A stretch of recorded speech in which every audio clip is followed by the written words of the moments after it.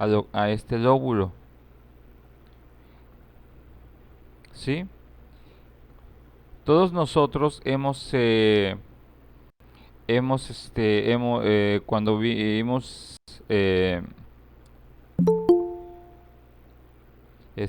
cuando vimos nosotros lo que es la parte de lo que estaban explicando nuestras compañeras con ejemplo, pues a una breve descripción de los lóbulos, lo vimos a nivel, pues de nivel somero, pero lo que hoy vamos a ver es propiamente algunas de las situaciones que vamos a poder nosotros va a estar valorando con respecto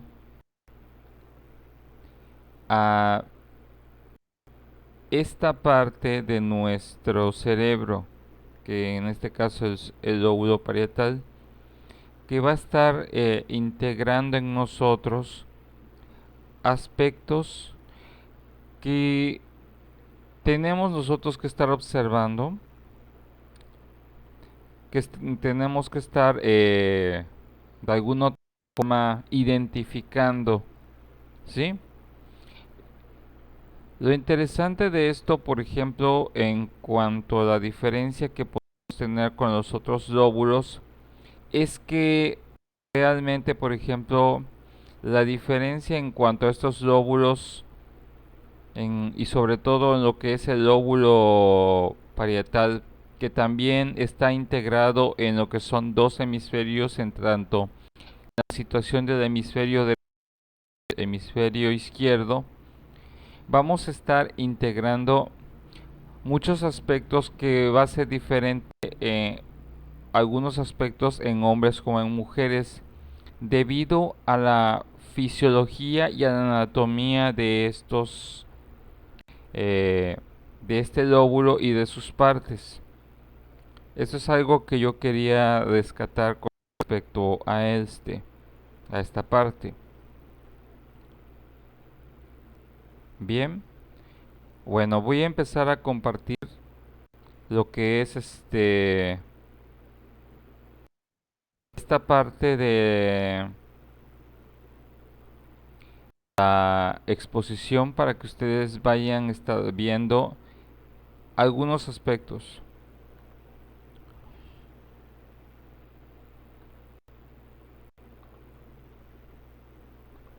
Bien, cuando hablamos acerca del lóbulo parietal, tenemos que tomar en cuenta algo muy importante, ¿sí? Que en este caso es las funciones que vamos a estar integrando.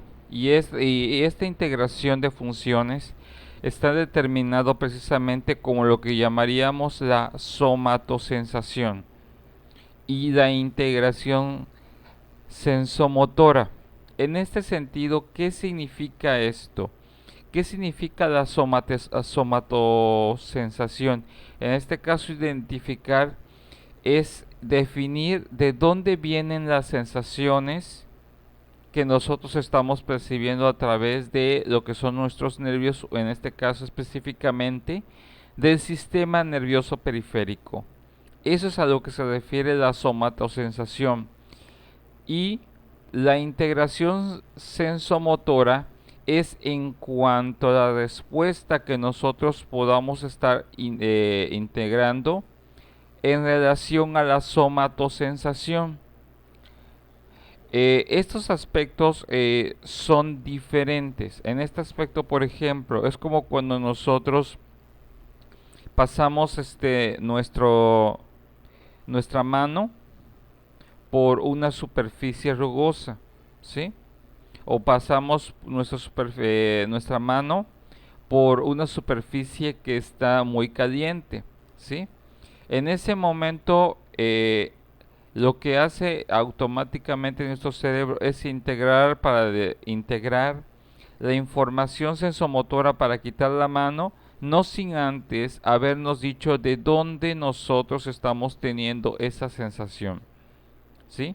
Este tipo de funciones, la somatosensación y la integración sensomotora, determina mucho acerca de los aspectos de ciertos reflejos que nosotros tenemos en nuestro cuerpo, y es en donde muchas veces va a estar interviniendo parte de nuestro lóbulo parietal para que nosotros podamos reaccionar de forma adecuada a los estímulos. Si nosotros tuviéramos alguna alteración a nivel de lóbulo parietal, pudiéramos tener fallas tanto en los procesos de somatosensación como en las funciones de la integración sensomotora sobre la respuesta que nosotros demos, ¿sí? Es como cuando nosotros no sabemos de dónde viene esa sensación y podemos confundirla. Sin embargo, vamos a irlo viendo poco a poco estas concepciones. Otra de las funciones que determina eh, lo que es el lóbulo parietal, hablamos de una parte determinada con respecto a la corteza de asociación visual, auditiva y somatosensorial que les habíamos dicho. La situación de la corteza de asociación puede integrar ciertos tipos de funciones en cuanto a qué es lo que estoy yo percibiendo y la categoría que yo le estoy asignando. La situación interesante de la corteza de asociación es que integra lo que son los recuerdos de asociaciones tanto de lo que es el aspecto visual, el aspecto auditivo y el aspecto somatosensorial. Lo interesante de la corteza de asociación siempre nos va a estar indicando o recordando, ahora sí, qué es lo que estoy sintiendo o qué es o cómo se siente el dolor cuando algo no está muy caliente, ¿sí? Normalmente esta situación de la corteza de asociación en donde podemos registrar la memoria de las sensaciones o de las percepciones, eso que de alguna otra forma, por ejemplo, muchas veces lo podemos ver reflejado cuando nosotros estamos teniendo algún sueño, y durante el sueño podemos nosotros aparentemente integrar el aspecto en los sueños ciertas sensaciones que en tiempo real no están sucediendo, pero en el sueño los podemos sentir muy vívidos porque podemos incluso sentirlo. Claro, no con la misma intensidad que sucediera en tiempo real, pero sí lo podemos nosotros integrar en cuanto eh, a ciertos aspectos como nuestro cerebro lo tiene registrado, dicha sensación en nuestra corteza. Eso es un aspecto que tenemos que estar siempre pendientes con respecto a la naturaleza de las funciones de lo que es nuestro lóbulo parietal. Nosotros tenemos como a nivel anatómico lo que es, por ejemplo, las áreas, la área sensorial primaria. Esta área sensorial primaria, dice, aquí es en donde los impulsos de la piel, tales como calor, frío, dolor y el tacto, se interpretan, ¿sí? Lo interesante de esto es que la situación en cuanto a los impulsos, como tanto de lo que es la termorrecepción, la nocicepción y la tactocepción.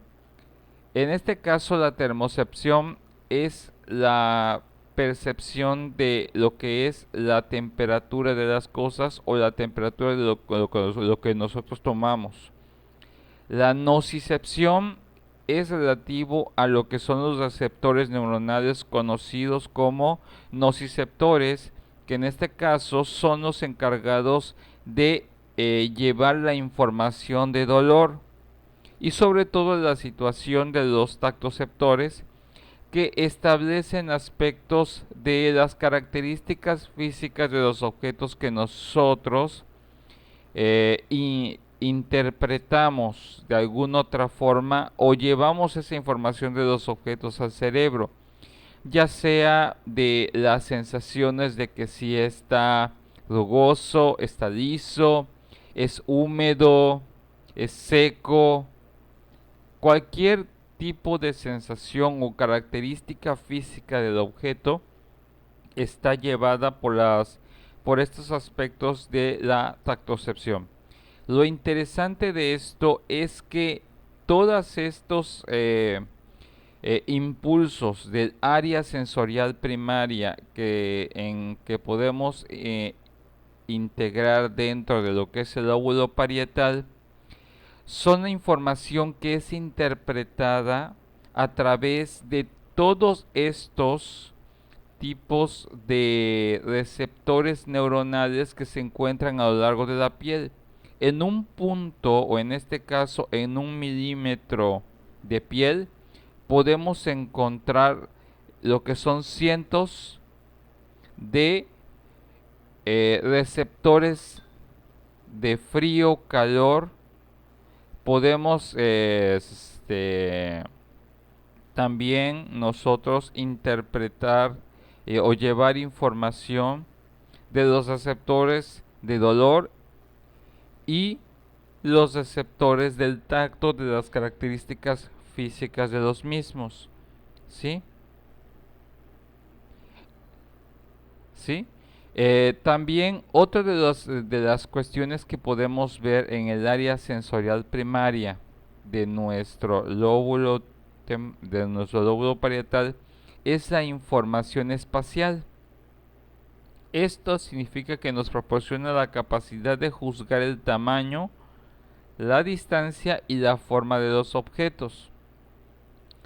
Esto tiene que ver mucho con muchas veces, por ejemplo, nosotros a través de las situaciones de lo que es el tacto, de las características físicas de los objetos, nosotros podemos definir también las situaciones de cuán grande es lo que nosotros estamos palpando, la distancia que establece desde el inicio hasta el fin de los objetos y la forma de dichos objetos también.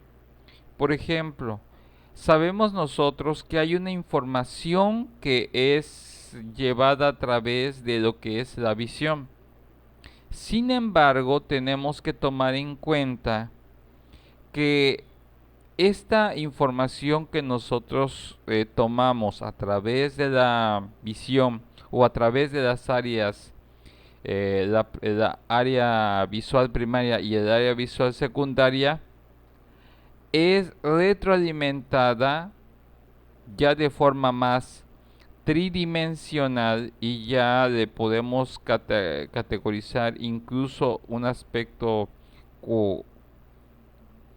como cuatridimensional con la relación que tenemos con el área sensorial primaria. ¿Por qué?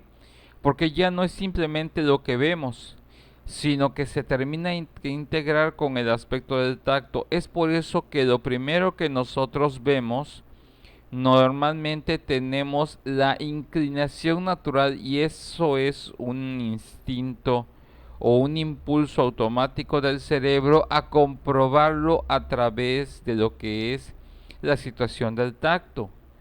Y en este caso lo que va a estar haciendo es cómo se van a ir relacionando las áreas de interpretación de la visión con lo que estoy tocando para retroalimentar. Lo importante es de que el cerebro siempre necesita retroalimentarse de información para comprobar que lo que está viendo realmente tenga esas características que se están percibiendo en la vista, tenga las mismas características a nivel de realidad con el aspecto físico de las cosas. ¿Sí?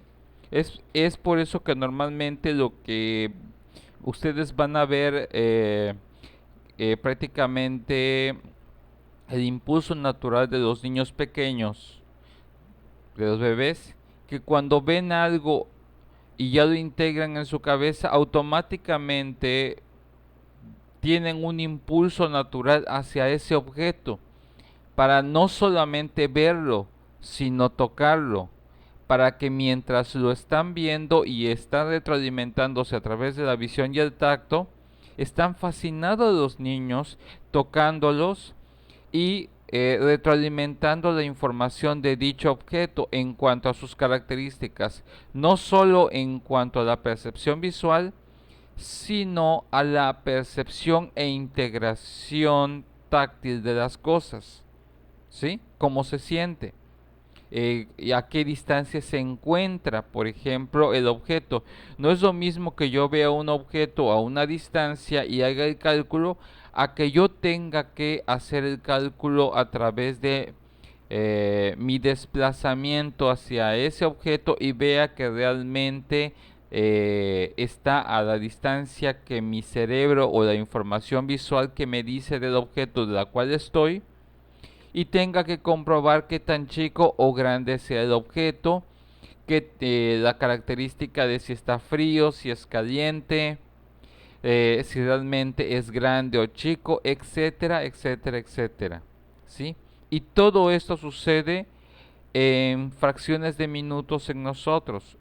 Por eso es que normalmente esta naturaleza exploradora en los niños establece no solamente la tendencia natural, por ejemplo, de que todo lo que el niño ve necesita tocarlo, pero es una orden automática del cerebro en cuanto a la necesidad del área sensorial primaria de comprobar y retroalimentar esta información para que se pueda registrar aspectos de sensaciones y en el futuro podamos reconocer los objetos sin siquiera verlos.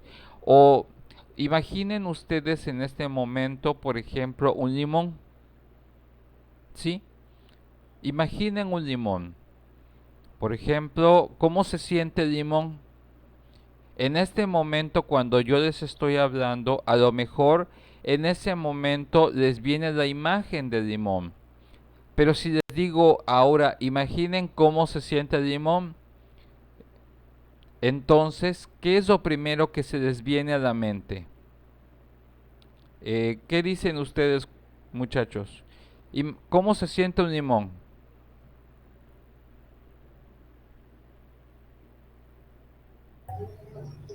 Redondo. Ok, ¿qué más? Duro, Duro, ¿qué más? Rugoso, Muy bien, rugoso. rugoso, muy bien. Ahora les pregunto, ¿les vino a la mente la imagen de dicho limón? Sí, Ok, sí, ahora vamos a Sí, hacer el experimento. Imagínense que lo están tomando con las manos.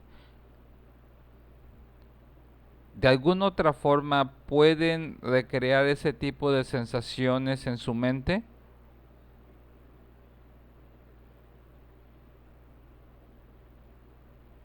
sí, Ok, el aspecto de que ustedes puedan hacer eso está determinado por lo que habíamos comentado anteriormente, ¿sí?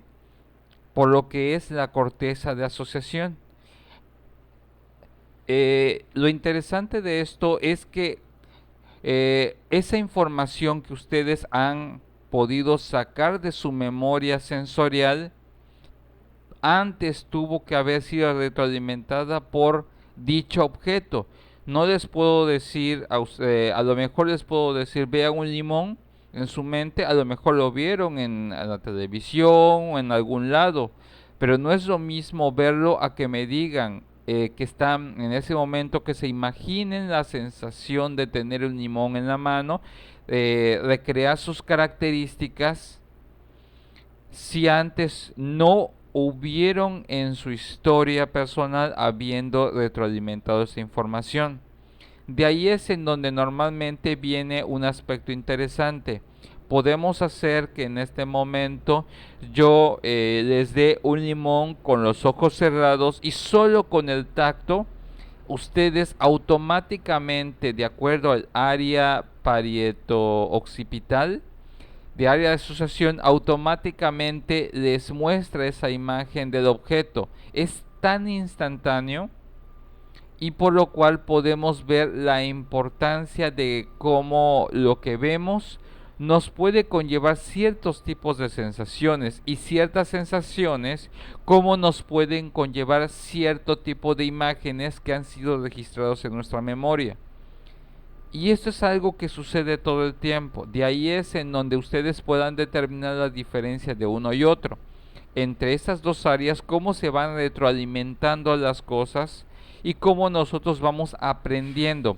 Es por eso que muchas veces lo interesante que vamos a estar viendo para que, y un secreto, para que ustedes puedan aprender sobre el mundo, sobre las cosas, no basta solo que lo veamos.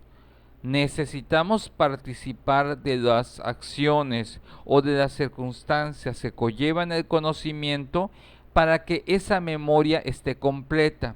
De ahí es en donde establecemos que si ustedes solamente estudian en base a lo que leen, pero no hacen el proceso de integración con aspectos de la realidad en donde ustedes lo puedan vivir o vivenciar, a lo mejor esa imagen se puede borrar, pero para que esa imagen no se borre o esa información no se borre, se vuelve más significativa en nuestro cerebro cuando lo integramos con sensaciones o lo relacionamos con sensaciones particulares que nos llevan a que ese recuerdo o esa información que estamos estudiando se vuelva más vívida y tarda más en nuestra memoria o en nuestra corteza cerebral esa información que esté más fresca y presente para que la podamos recordar cuando nosotros queramos.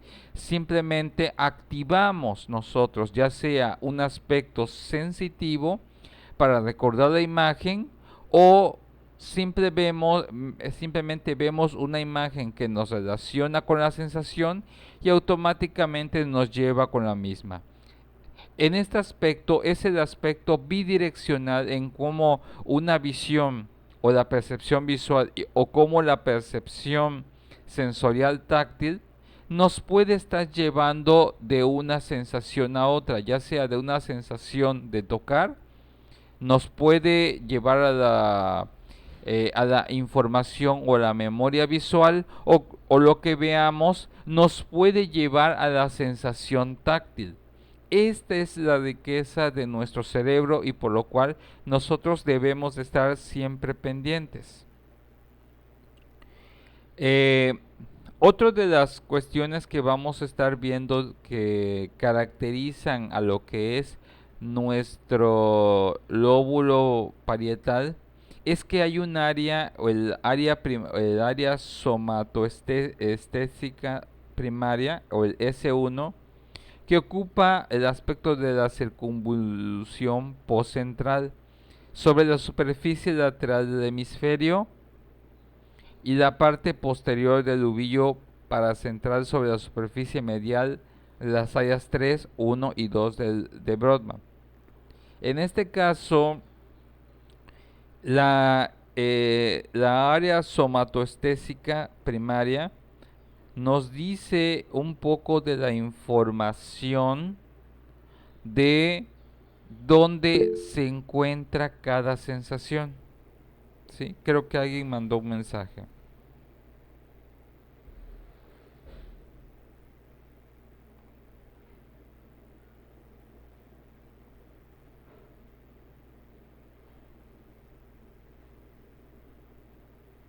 Ah, ok. Bien, de todas formas, hay que comentarle a Misael que esta información la voy a estar subiendo de todas maneras el video. Él lo puede revisar en algún momento cuando pueda entrar a la plataforma ya que tengamos el video ahí mismo. ¿sí? Que no se preocupe, que gracias por avisar. Pero el video lo va a poder checar en la plataforma cuando lo suba. Bueno, siguiendo con lo que les decía, en el área somatoestésica nos da la información de dónde viene la información de cada parte de nuestro cuerpo. En este caso, esta área somatoestésica nos dice, por ejemplo, esta información sobre dónde se encuentra por ejemplo, mi dedo derecho, dónde se encuentra mi pulgar izquierdo, ¿sí? Sabemos nosotros en nuestro cuerpo dónde se encuentra cada una de las partes de nuestro cuerpo. Lo interesante del área somatoestésica es que lo vamos nosotros a relacionar cuando nosotros nos piden que hagamos un juego. Mueve el pie izquierdo, mueve el dedo izquierdo, el dedo anular derecho. Entonces, de alguna otra forma, para que nosotros podamos hacer una actividad motriz, primero nuestro cerebro tiene que interpretar, ¿dónde está mi dedo derecho? ¿Dónde está mi dedo izquierdo? Esa información que tenemos por parte del cuerpo es la que nosotros nos ayuda a relacionarnos y a poder hacer una integración separado de las diferentes partes del cuerpo. Por ejemplo, como cuando decimos, por ejemplo, en meditación o cuando estamos en situaciones de relajación y dices a una persona, ahora siente tus pulmones. En este aspecto de, por ejemplo, cuando le dices a una persona, siente tus pulmones, de alguna otra forma, automáticamente lo que hace tu cerebro es mandar la información para que tú respires. Porque no hay otra forma de que tú puedas sentir tus pulmones. Es automático. Les digo, sientan sus pulmones y automáticamente respiras. En este aspecto, el área somatoestésica lleva la información automática para que hagas algo para que tú puedas percibir una parte de tu cuerpo. Las únicas partes que a veces no percibimos son partes que son relacionadas con los órganos más internos, eh, y que puede ser relacionado con lo que es el sistema nervioso autónomo. No puedo decirte que sientas tu riñón a menos de que alguien te golpee, tu hígado, esto, ¿sí? Lo interesante acá es que de las áreas somatoestésica primaria está relacionado con áreas del sistema tegumentario, mejor conocido como piel, el área muscular que tú puedas estar controlando y los aspectos tal vez en algún momento del corazón. Pero eso, el corazón normalmente lo podemos percibir cuando nosotros entramos en un proceso de meditación o relajación profunda, cuando puedes incluso llegar a escuchar tus propios latidos. Lo más cercano después de eso está la respiración, que sí la podemos registrar porque la respiración es una función vital de tipo semiautónoma, ¿sí? ¿Por qué? Porque cuando dejas de pensar en dejar de respirar, automáticamente tu cerebro hace que tú respires. Pero si yo te digo, siente tus pulmones, automáticamente puedes tomar el control de tus pulmones para respirar y la velocidad para aspirar o no, y podemos tener la información si tenemos alguna obstrucción o cualquier tipo de información en cuanto al sistema respiratorio. ¿Sí? Si tienen alguna duda me pueden detener. ¿Sí? Ok. Ahora, lo que ustedes están viendo es un diagrama. Por ejemplo, ¿se acuerdan de lo que lo que habíamos dicho de lo que es el área sensorial primaria? Bueno, y de lo que es el área somatostésica. En este caso, nosotros tenemos que esto que ustedes ven en color rosa, que es el área de Brodmann 4, es el área motora primaria. ¿Sí? En este caso, esta área motora primaria es lo que determina que nosotros podamos mover ciertas partes de nuestro cuerpo a voluntad. El área somatoestésica nos indica qué parte de nuestro cuerpo y dónde se encuentra cada una. ¿Sí?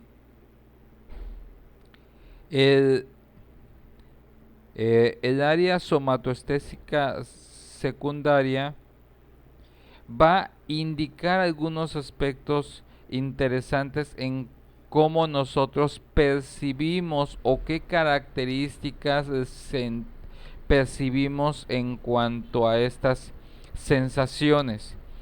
Lo interesante acá es que esta sensación del lóbulo parietal le da ciertos aspectos de significado o sensaciones diferentes. Y esta área pequeña, que es el área somatoestésica secundaria, es como cuando de repente alguien te acaricia la mano, ¿sí? No es lo mismo que la integración o la sensación que tú puedes sentir cuando alguien te acaricia la mano de alguien que es conocido a cuando alguien te acaricia la mano que es de algo desconocido, ¿sí? Automáticamente si no conoces a la persona o viene de improviso y no lo estás esperando, automáticamente puede haber un reflejo de como de quitar la mano por esa sensación.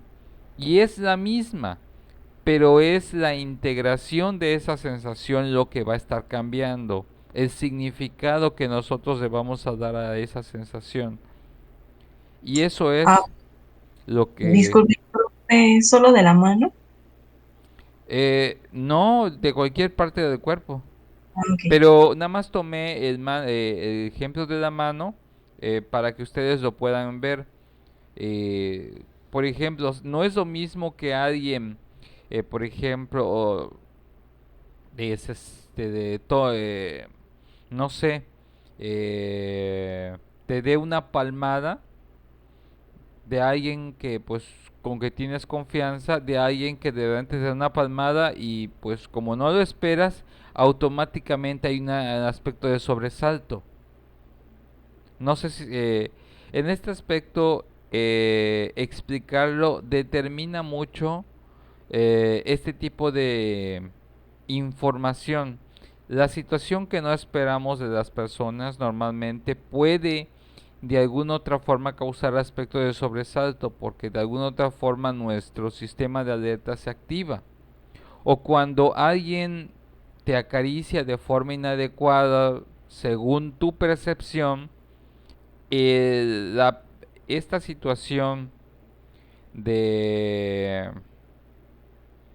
que nosotros integremos de que alguien te está acariciando o está tocando algo, una parte de tu cuerpo de forma inadecuada, está llevando esa información de cómo tú lo estás sintiendo de acuerdo a esta área, a esa área somatoestésica secundaria. ¿Sí? Ahora, si ustedes ven del otro lado, nosotros ven hasta dónde llega lo que son cada una de estas áreas.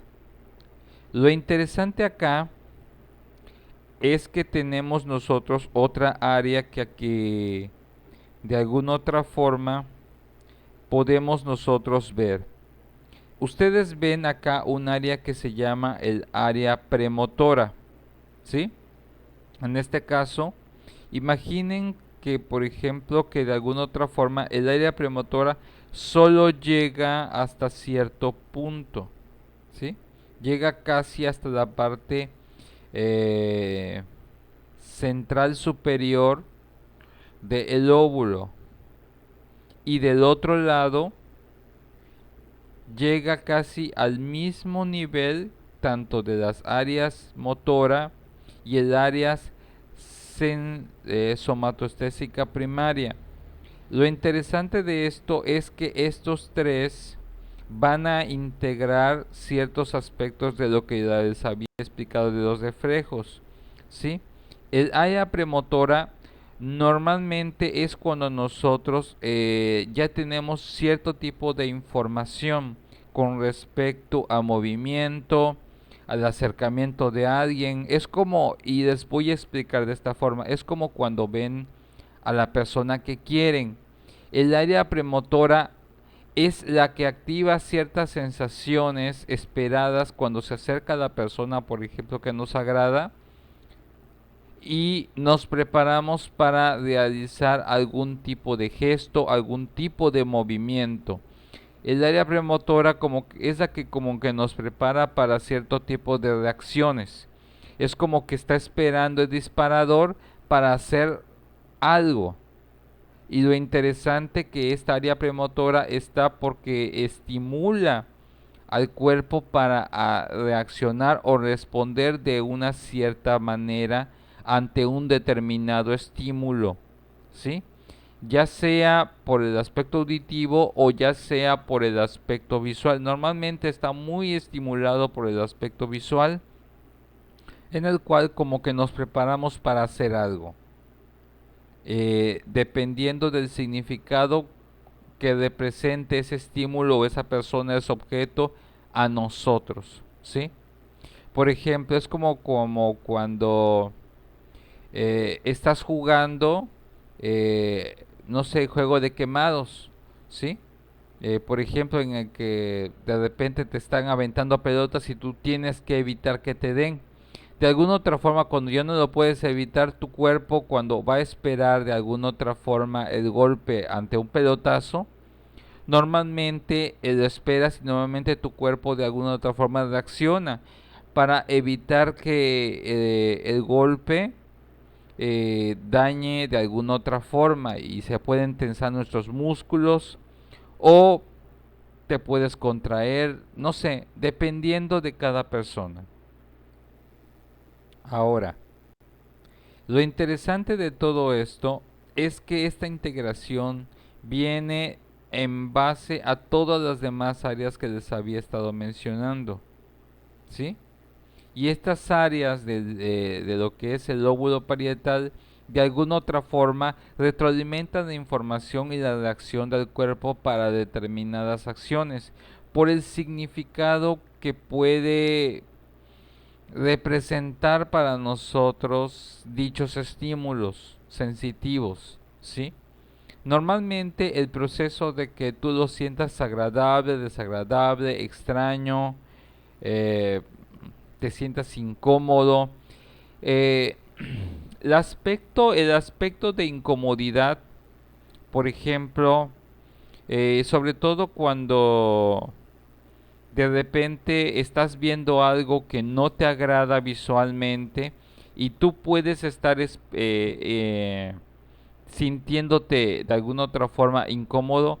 Esa sensación de incomodidad no es un sentimiento como tal, no es una sensación como tal, es como una, de alguna forma, es como una somatosensopercepción indeterminada, en el cual no le puedes dar eh, pues una intensidad determinada a lo que estás viendo o sintiendo, y por eso te sientes incómodo porque no le puedes terminar de categorizar lo que está sucediendo.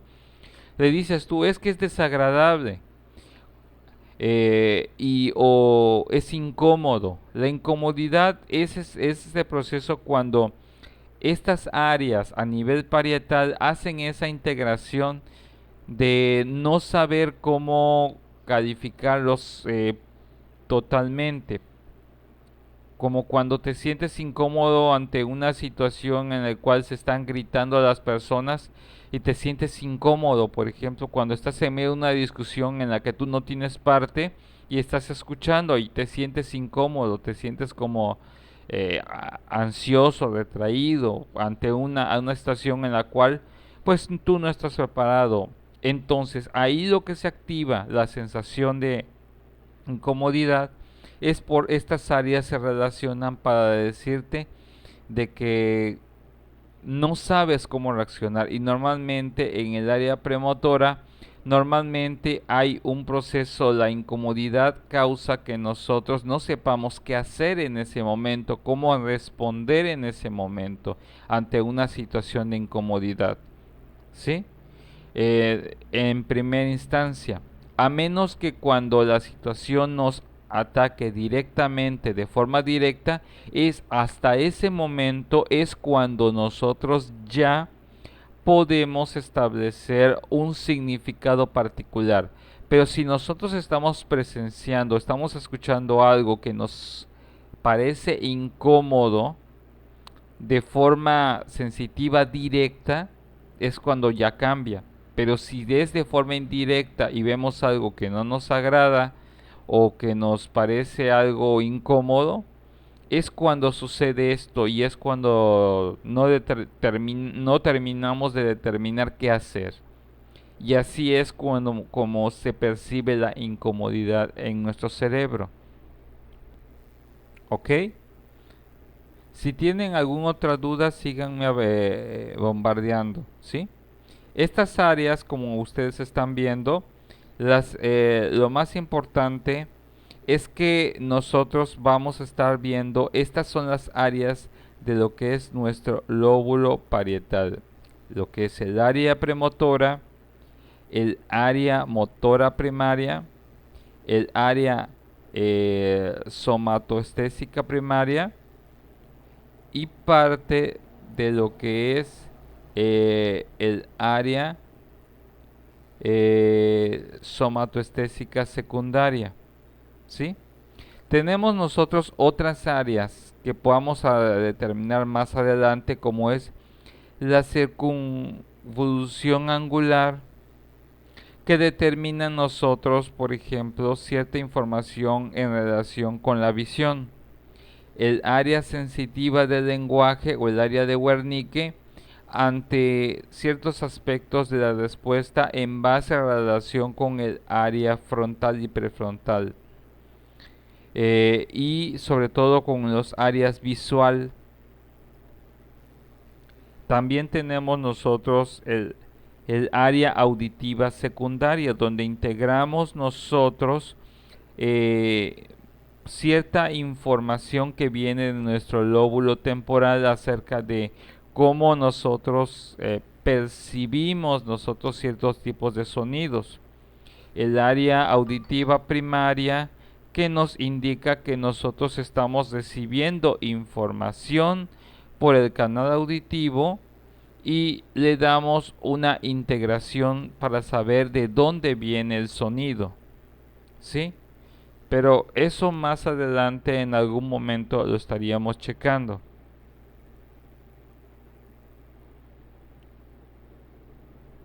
¿Ok? En este caso, esas son algunas de las áreas. Bien. Ahora, hay otras partes de nuestro, lo que es externas, por ejemplo la capa externa de Billinger, que es la parte posterior de la circunvolución postcentral, que son las áreas 1 y 2. ¿Ok? En este caso, esta es la 1 y la 2 del área somatoestésica primaria, es la capa externa de Billinger, que normalmente en este caso, estos aspectos de que tienen células granulosas, esa es su característica anatómica. Lo interesante de acá es que normalmente estas capas, las capas externas de Billinger, que son las capas que ustedes están viendo en azul, estas capas llevan proyecciones de los núcleos talámicos. Los núcleos talámicos que en este caso llevan información acerca del tálamo en cuanto a la categorización de ciertas sensaciones, para poder determinar categorías, para darle cierto tipo de significados. a cierto tipo de sensaciones, ¿sí? Los núcleos talámicos son como los que conectan en este aspecto, y estas proyecciones o terminaciones en núcleos talámicos van a darles como el significado a cierto tipo de microsensaciones que nosotros podamos percibir. Nosotros podemos ver algunos aspectos como las capas que estamos viendo. Estas son las capas externas y llevan información de lo que está sucediendo con relación a cómo está conformado parte de las diversas células de nuestro eh, de una pequeña porción de nuestro lóbulo parietal. Ok. Lo más importante de más que esto es que nosotros integremos, por ejemplo, algunas partes de nuestro sistema. Por ejemplo, en el área somatoestésica secundaria, que es el S2, se encuentra el lóbulo superior del brazo posterior de la fisura. Las neuronas responden particularmente, dicen, a estímulos cutáneos transitorios, como cepillados o golpeteo de la piel. En este caso, por ejemplo, ustedes en este momento, por ejemplo, llevan información de, por ejemplo, si ustedes están tomando la clase y se están dando un golpeteo con su mano, pueden determinar cuántos golpeteos se dieron con sus dedos. Lo interesante acá es que estos estímulos cutáneos transitorios solo se activan cuando está la situación dándose, ¿sí? En nuestro cuerpo.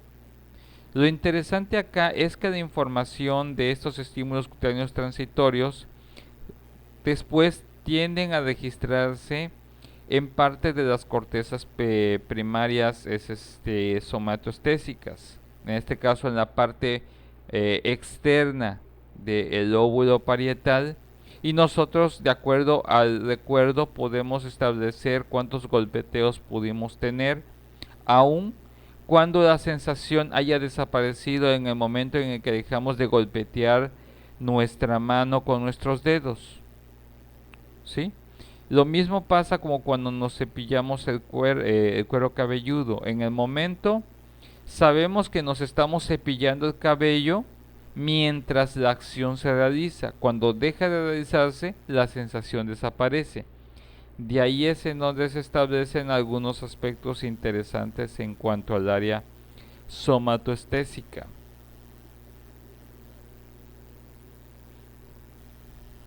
¿Ok? Si volvemos nosotros a estas áreas, volvemos a ver nosotros, por ejemplo, el área de la cual estábamos hablando. Ahora, lo interesante de esto del área somatoestésicas de asociación, que se extienden de la superficie media del hemisferio, de las áreas 5 y 7 de Brodmann, veamos nosotros. ¿Ok? En esta. Estas son las áreas 5 y 7. Estas que están viendo atrás de las que están coloreadas de azul y rosa. Las 5 y las 7. ¿Ok? Son la área somatoestésica de asociación. Lo que yo les decía, esta asociación está relacionado de acuerdo a la posición en que se encuentran, están relacionados con aspectos visuales y con aspectos auditivos, ¿sí? Su función principal consiste en percibir e integrar las diferentes modalidades sensitivas. En este sentido, por ejemplo, nosotros podamos determinar esta área de asociación, qué tan intenso es para nosotros. Lo interesante del área somatoestésica de asociación es cuando nosotros tenemos un nivel de hipersensibilidad, por ejemplo, táctil, visual o auditiva, es estas áreas somatoestésicas de asociación que nos indican la información de qué tan intenso es el estímulo y que lo podamos sentir agradable, intenso o doloroso. No sé si alguno de ustedes en alguna otra forma eh, eh, alguna vez ha padecido algún dolor de cabeza que padezca migrañas y la luz hacen que les duela. ¿Alguien ha padecido algún tipo de afección de este tipo, de migrañas o dolores de cabeza en el cual los sonidos o las luces les duelen? ¿Sí o no? Sí, Ok. Estas sensaciones que alguien, que alguno, por ejemplo, que alguno de ustedes haya experimentado, está determinado por esta área de somatoestésica de asociación, que de alguna otra forma estas modalidades sensitivas en algún momento para determinar primero, por ejemplo,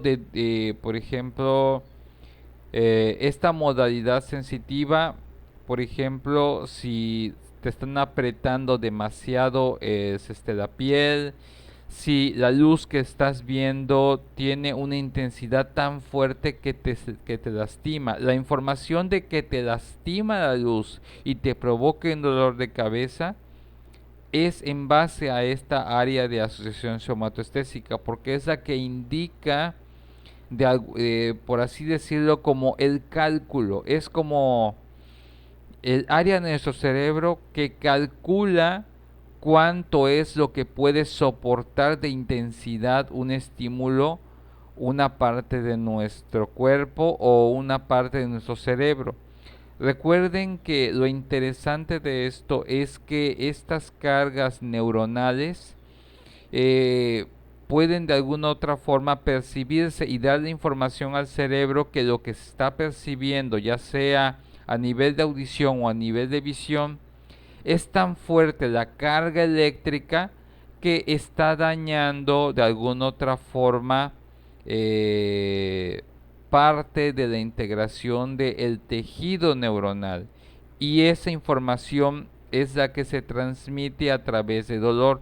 Por eso es importante la información de dolor o, o la integración del cálculo de intensidad de estímulo, ¿sí? O la característica del estímulo, ¿sí? Lo interesante de esto es que en base al conocimiento de la integración, de la recepción e integración de las modalidades sensitivas, es que nosotros podamos reconocer, por ejemplo, cuál es el umbral mínimo para percibir las cosas y cuál es un umbral máximo, en este caso, para que lo podamos percibir. ¿Qué es un umbral?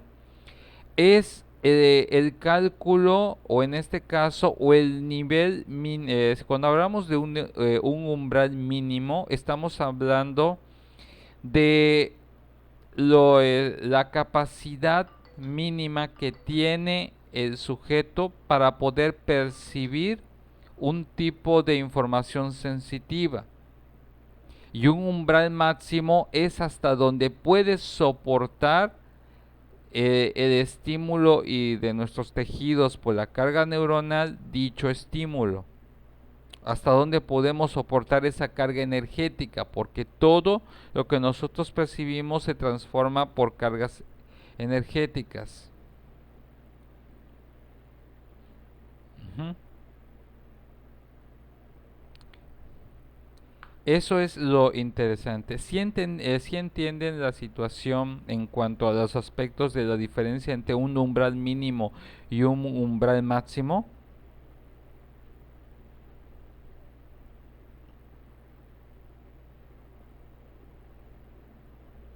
Sí, Ok. Es que para los que tal vez les cueste definir, por ejemplo,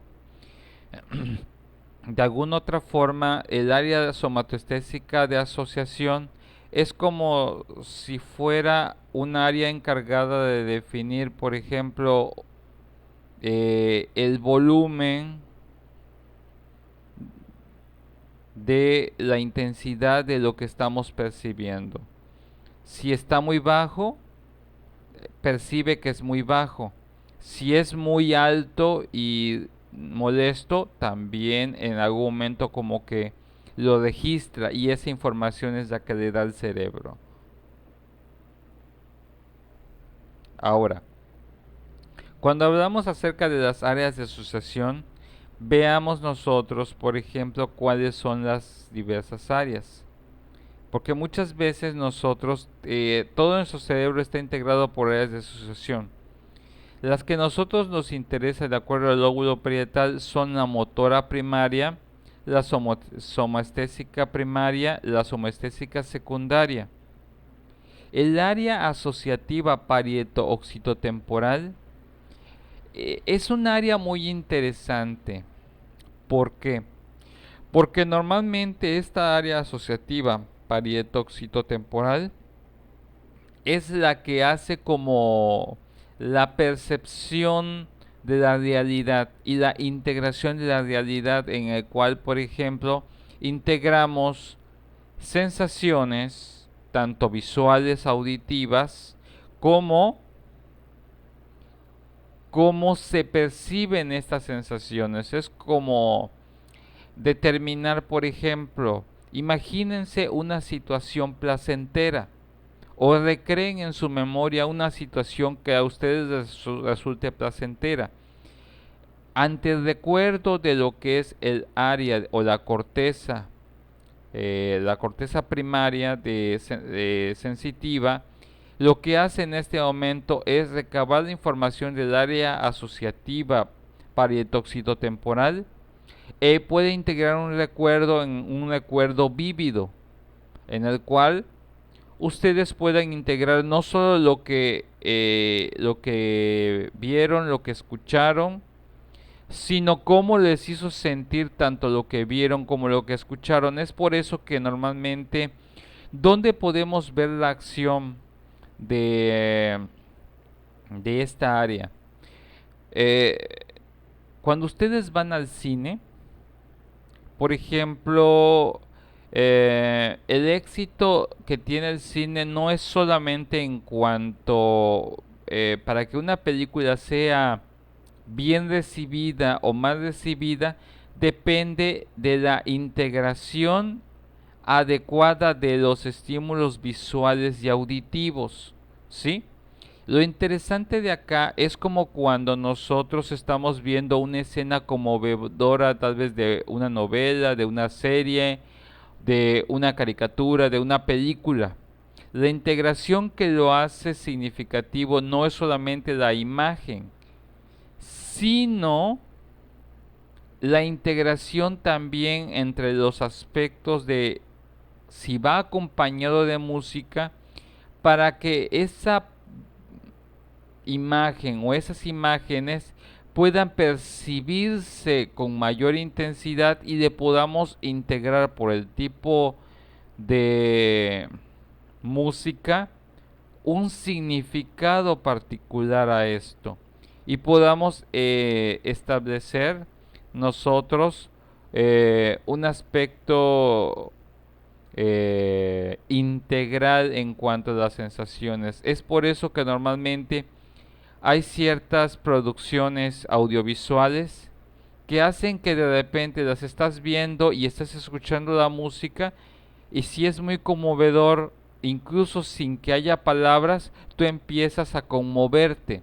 Y esa sensación del significado que es conmovedor es porque de alguna otra forma toca fibras sensibles, eso, o estimula áreas sensibles de tu área asociativa parietoxitotemporal para causar ese efecto emocional en ti. Los que son estudiosos de la neuropsicología pueden crear ambientes especiales para manipular las emociones. Y esto es lo más interesante. Yo puedo manipular a una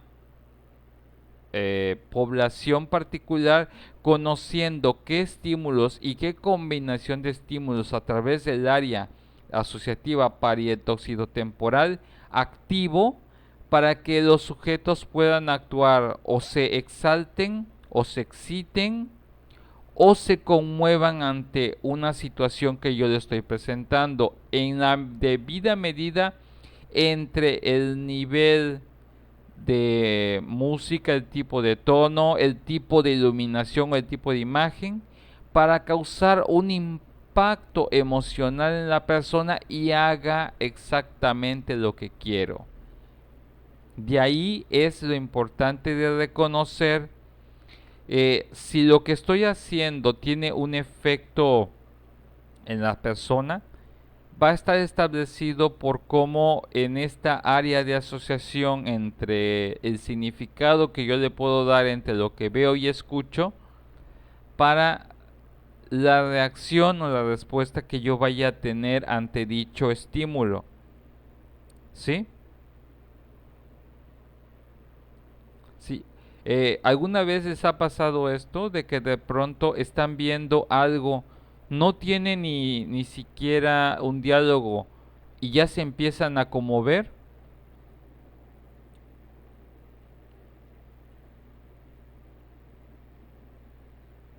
¿Alguien les ha pasado eso? No sé, viendo algo en la tele o en el cine.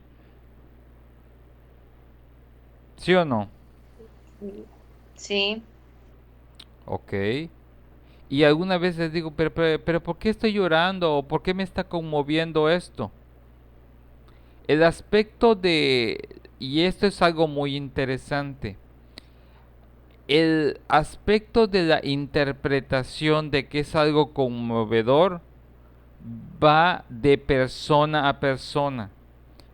Pero la interpretación que haga la persona en cuanto al aspecto conmovedor puede causar el mismo efecto en unos y diferente en otros. En algunos puede molestarlo, pero la intención de la mayoría de las producciones audiovisuales es causar esa reacción emocional en los sujetos o en el espectador.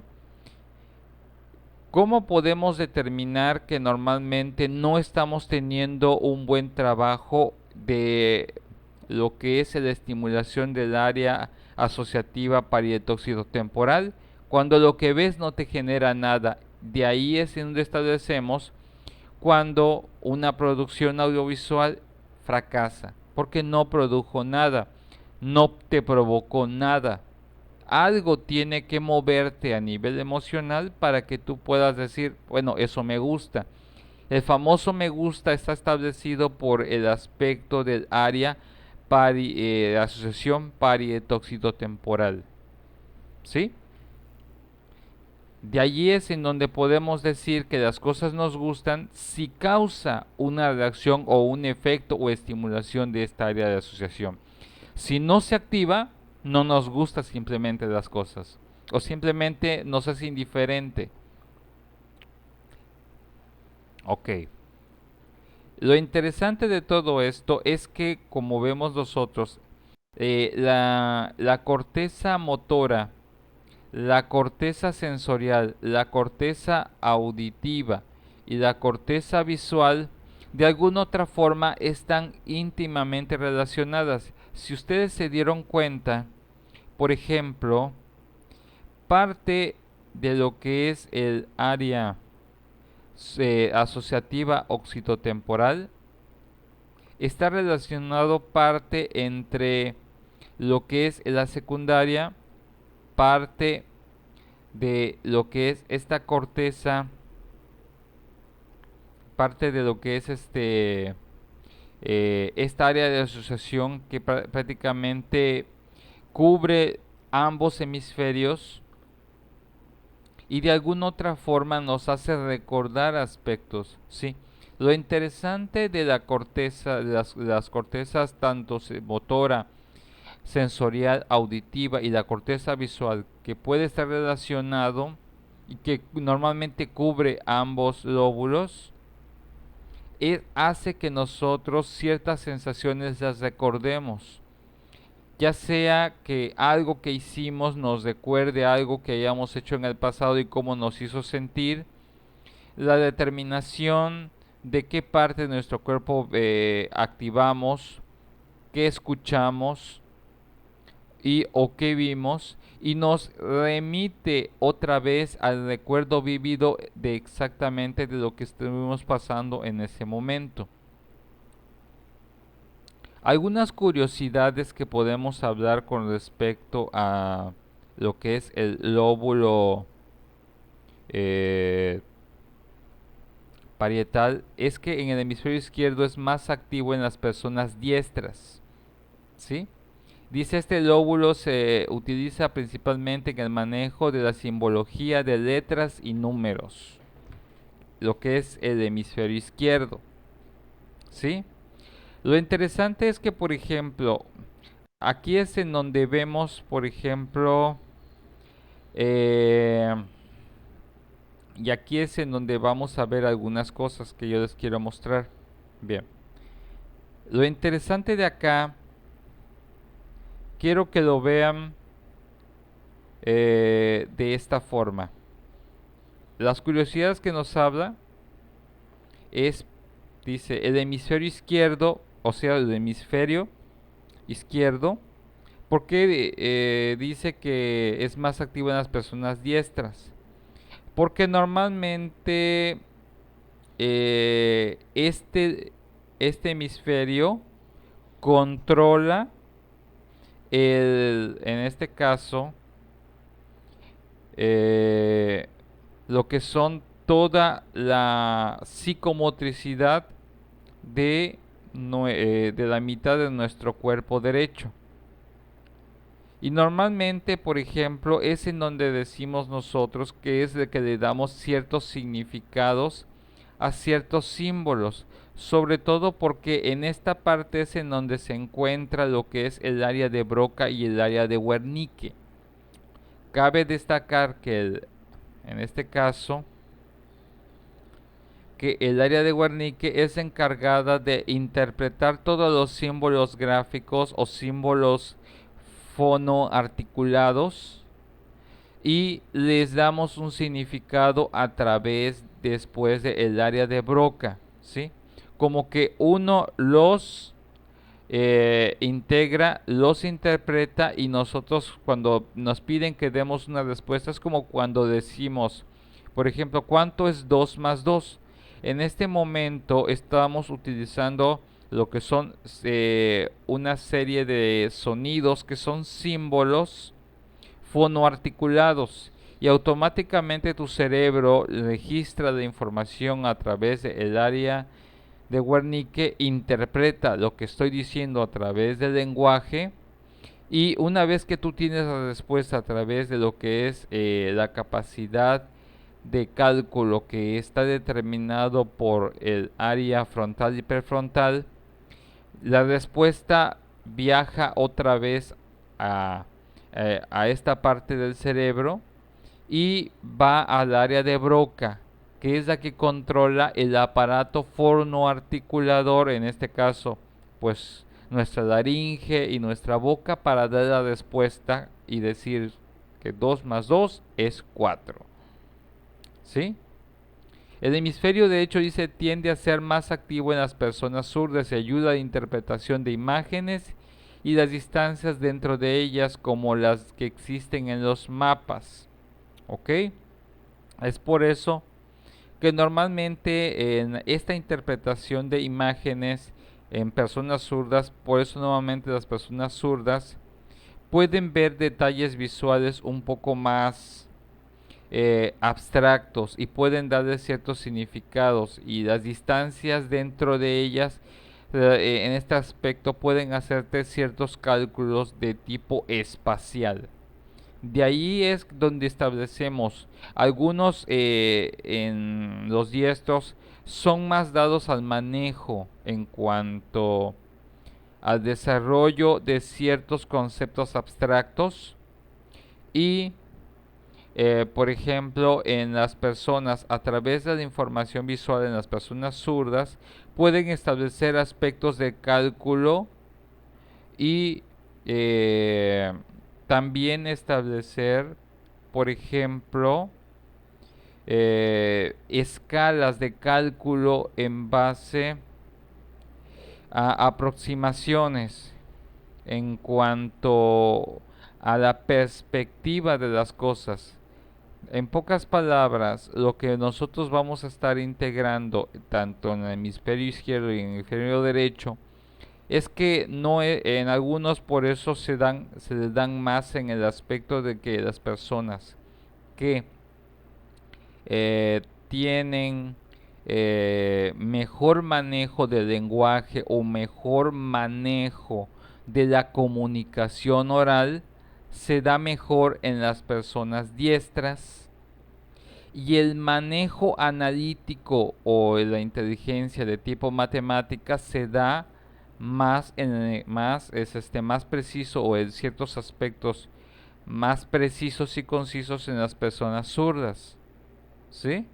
O pero dicen, y hay personas que dicen, pero bueno, pues ¿cómo voy a ser zurdo y soy bueno en matemáticas y soy diestro? Sí, pero no entendamos diestro solo en cuanto al manejo de la mano, sino diestros en cuanto al uso o mayor ejercicio del lóbulo. En este caso, estos aspectos de personas diestras no necesariamente están estableciendo de que usan más solamente o tienen si es cierto, tienen mayor control de lo que es las personas zurdas del aspecto diestro.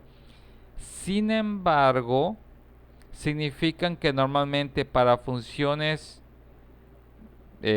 como de simbología de letras y números, normalmente usan más su hemisferio izquierdo para desarrollar estas capacidades.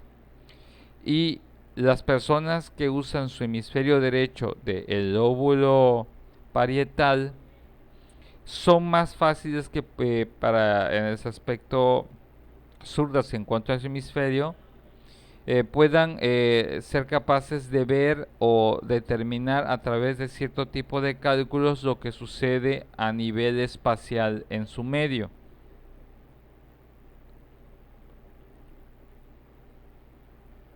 Algunas cuestiones interesantes que debemos estar observando con respecto a las lesiones y las consecuencias que puedan haber en nuestro cuerpo. Si, por ejemplo, a nivel del lóbulo parietal es la asteroagnosia, que interfiere en la capacidad de combinar impulsos de tacto, presión y propioceptivos, de modo que el paciente es incapaz de apreciar la textura y tamaño de la forma.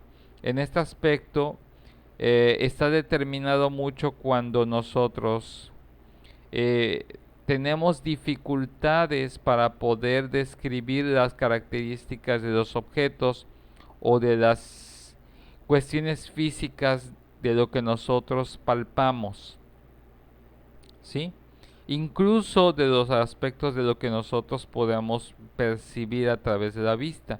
Tenemos dificultad a través de este aspecto de la percepción, de integración sensorial. También está el síndrome de Hertzmann, que es la confusión entre derecha e izquierda, dificultad con la escritura, que es la agrafia, la dificultad con las matemáticas, que es la calculia.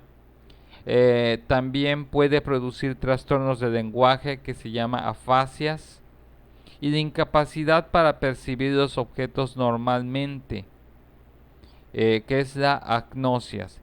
Lo interesante de todo esto está relacionado mucho con lo que son una afectación de tipo de lo que es el área de asociación parieto-occitotemporal, en el cual, dependiendo de en el área de asociación donde se encuentre la lesión o daño, es que puede verse alterado esto. Y en el síndrome de Hertzmann suceden todas estas cosas al mismo tiempo. Y lo interesante del síndrome de Hertzmann es cuando todo el área de asociación se encuentra comprometida.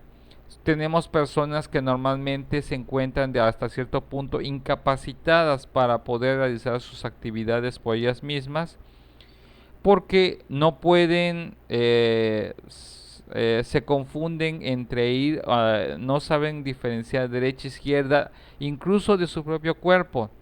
Eh, y esta es la situación o hacia dónde dirigirse. No pueden escribir, tienen dificultad para aprender matemáticas, tienen problemas para hablar, tienen incapacidad para percibir los objetos de forma normal. En pocas palabras, la persona a nivel cognitivo se encuentra discapacitada. En el síndrome de Balint, dice, se caracteriza por la incapacidad de controlar voluntariamente la mirada. En este aspecto, que se llama apraxia ocular, en este aspecto es la incapacidad para integrar los componentes de la escena visual. Lo interesante de la incapacidad para controlar voluntariamente la mirada es que normalmente intentas mirar de un lado a otro y no puedes controlarlo, como que tienes un ojo rebelde, que cuando quieres mirar, mira para otro lado y obviamente para poder establecer un proceso visual, obviamente necesitas que los dos ojos estén coordinados para mirar ya sea de un lado al otro, pero de forma coordinada, de forma sincronizada. El proceso de que no exista esa sincronización da después a los aspectos de las apraxias oculares para poder integrar los componentes de la escena visual, porque esta integración no se da y normalmente se da la simultagnasia normalmente también. En este aspecto podemos nosotros tener dificultades también para la capacidad para alcanzar con precisión para un objeto con una guía visual. Ataxia óptica, en este caso, o ejerces demasiada fuerza para acercarte al objeto y lo botas, o cuando crees que lo estás alcanzando todavía falta para que tú lo alcances. En pocas palabras, en el síndrome de Balint, prácticamente la persona puede sufrir accidentes por el aspecto de que el aspecto visual puede hacerlo propenso para que pueda sufrir muchos accidentes, puede dificultad para que pueda integrar adecuadamente lo que hay a nivel visual a su entorno y le puede de alguna otra forma poner de alguna otra forma en riesgo de que normalmente se le caigan las cosas, las bote, las rompa, etcétera.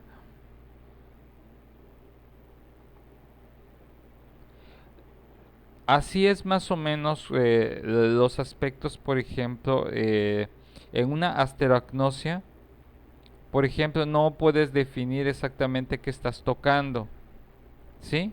Y lo peligroso de esto es que tú puedes estar tocando algo que pueda hacerte peligroso, ¿ok? En el síndrome de Hertzmann normalmente sucede este tipo de situaciones. Le das a un muchacho que pueda integrar esto y le pides que lo copie y puede realizarte este tipo de situaciones y aquí podemos determinar un proceso de un síndrome de Hertzmann a través de una evidencia de lo que puede estar haciendo el muchacho. Y en el síndrome de Balint, ahí está lo que les dijo el ojo rebelde y cómo es que la persona puede estar percibiendo. Lo interesante de acá es que esta situación, al no poder percibir de forma clara y precisa las cosas, puede ver borroso las cosas que se le presentan ante él. ¿Ok? ¿Alguna duda hasta este momento?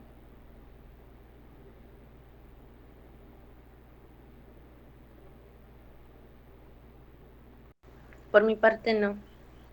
Ok, bueno. Entonces, vamos a dejarlo hasta aquí porque pues la otra vez me extendí demasiado en la exposición. Obviamente voy a dejarles en la tarea para que ustedes me puedan hacer